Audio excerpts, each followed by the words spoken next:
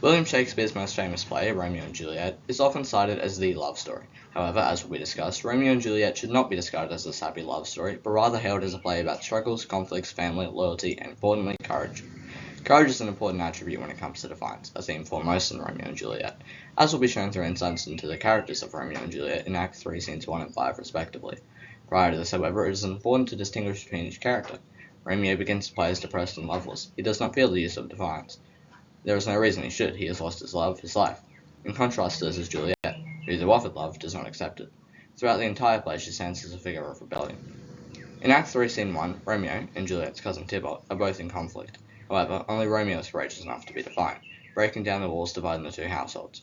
Courage is being brought about by his newfound resurgence in love.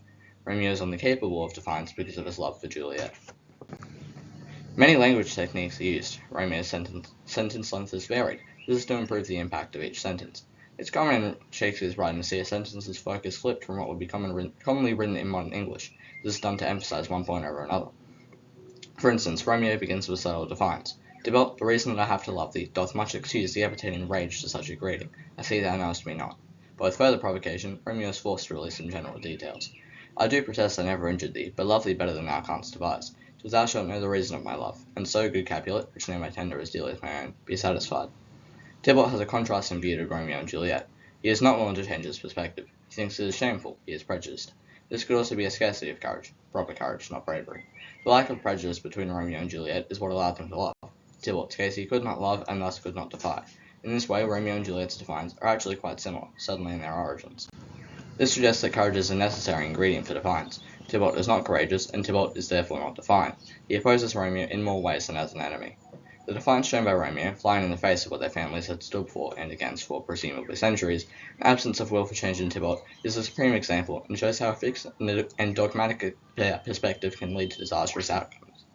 But the courage that is adopted by Romeo is also present in Juliet. In contrast to Romeo's defiance for the purpose of peace is Juliet, whose end goal is, of course, peace, but who must create divides in order to construct a whole. This is shown in Act 3, Scene 5, just after Romeo has left for Mantua.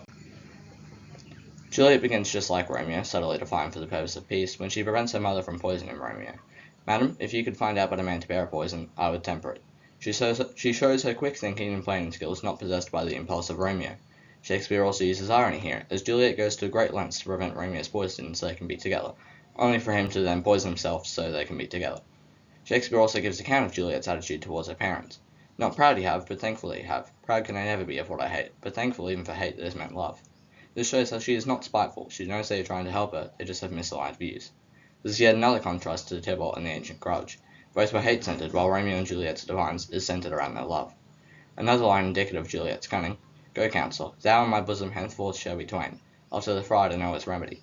If all else fail, myself have power to die. In this, Juliet is distrustful. She has just dismissed her precious confidant, believing that she has been destroyed. Her distrust turns to desperation and designs her destruction. Remedy has a dual meaning. Juliet seeks the solution to her problem, hence remedy, but the friar also makes potions, again, remedy.